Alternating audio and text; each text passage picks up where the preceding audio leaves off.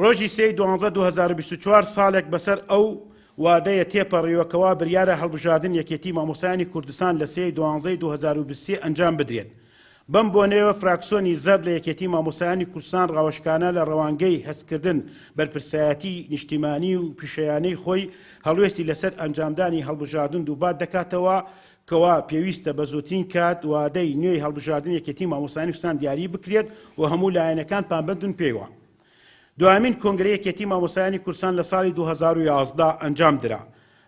لەو کاتەوە تا ئێستا چەندین جار بریار درا کە هەڵبژاردن یەکێتی مامۆسایانی کوردستان بکرێت، بەڵام هەر جارێک بە بیانووی هەندێک هۆکار ڕوودا و نەکراوە و داخرا.